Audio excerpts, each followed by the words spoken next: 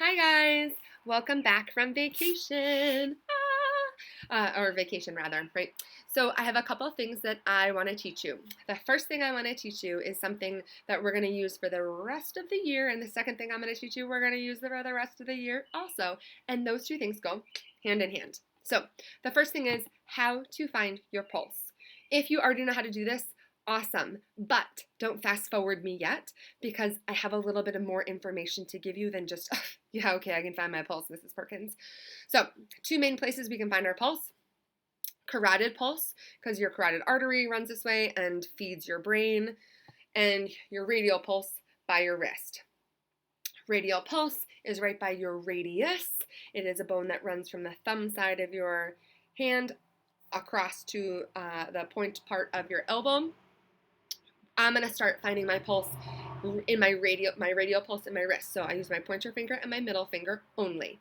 I'm not going to use any other finger, and I'm not going to press because this sucker over here, my thumb, will give an extra beat or two because I can probably feel the pulse in my thumb all by itself. So pointer finger, middle finger, and now to find it right in here, thumb side, pointer finger, middle finger, and see this little bump right here? We all have that little bump. It's part of my bone. I'm going to come on the inside part. And I can find my pulse very easily because I've done this for a long time.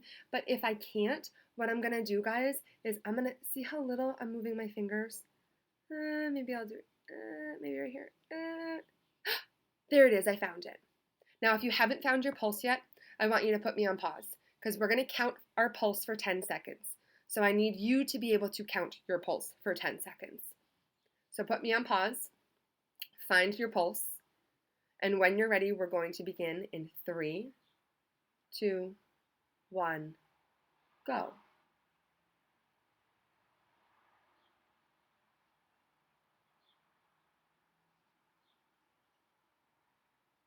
Stop. That was 10 seconds. Now, I just found that I had, 10 beats in 10 seconds. I want to try to figure out what my whole pulse would be for a full minute. Now, I could have counted for a full minute, and if you'd like to, you can, but you're not going to do that every time. If you're on a treadmill and you wanted to check to see how hard you were working, you wouldn't stop for 1 minute and check your pulse. If you have a Fitbit or some kind of heart rate monitor, it will instantly tell you. But not everybody has one of those. Or you might not have one all the time. So I want you to check your pulse for 10 seconds, sitting or when you're exercising. Hint, hint, hint to what's coming. Okay, so I just checked my pulse for 10 seconds and it was 10 beats. How many groups of 10 are there in 1 minute? 6. There are 6 groups of 10 in 1 minute, right? Because 6 times 10 is 60. 60 seconds in 1 minute. So I know that my heart rate is at 60 beats per minute. Now, if I am, if I couldn't find my heart rate very well in my wrist, I can do the same thing in my neck for my carotid pulse. Pointer and middle finger again. You're going to come on the side of your neck. So if you want, you can pause and try again for 10 seconds here. So this is something I need you to know how to do because I want you to be able to, when you're exercising, check your pulse for 10 seconds, do a quick math, or pull out your phone and do the math. Right? Find a calculator on your phone or find a calculator and figure out what your actual heart rate is for 1 minute. Now, the reason that I want you to do that is because the benefits that your body is getting is different when your heart rate is in the 120s than it is when it's in the 150s, than it is when it's in the 170s. So if I were to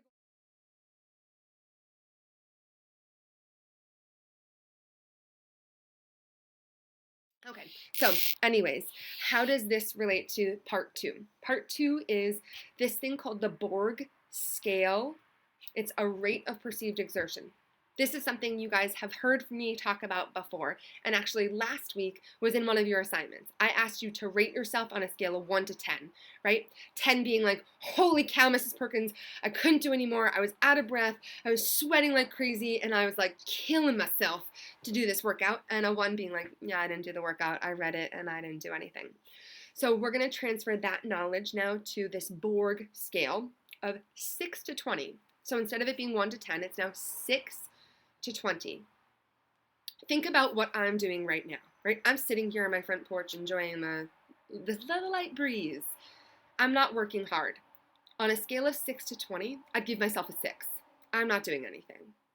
If I relate that to my heart rate, for the BORG scale of 6 to 20, all you got to do is add a 0 to the end, right? So if I feel like I'm working at like a 6 right now, well, then my heart rate is probably around 60, because a 6 and then add a 0 to the end is 60, which actually happens to work out perfectly for me right now.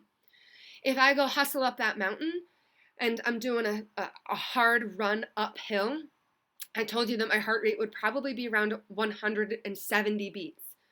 I would probably be at a 17, maybe even an 18 out of 20. Right? A 20 out of 20 would be me hardcore sprinting, and that doesn't really happen in my world anymore. So a 17 is me working really hard going up the mountain. And it just so happens, I told you again, that my heart rate would be around 170. 17 add a 0 to the end is what? 170. So when you are exercising this week, you are going to think about yourself on a scale of 6 to 20. 6 being like, you're sitting, doing nothing. Perhaps if we have meditation again, it would be a 6 out of 20. If we do like a crazy hard workout, one of the workouts this week will be a cardiovascular workout. You might be at a 13, a 14, a 15, or even a 16, 17, 18. Right? A 20 out of 20 is really, really challenging. It means like there was no way you could give any bit more. I don't expect you to ever work at a 20 out of 20. That's okay. If you get there, whew, high five to you. You rock it. So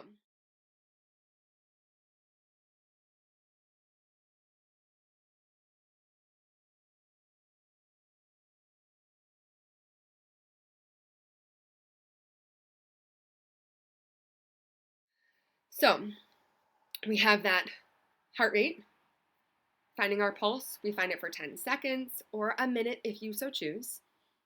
And then we have this BORG scale, or a rate of perceived exertion. Again, it's from 6 to 20, and that correlates with heart rates from 60 to 200. Is it perfect? No, because my resting heart rate is like 54, which means I go below the scale.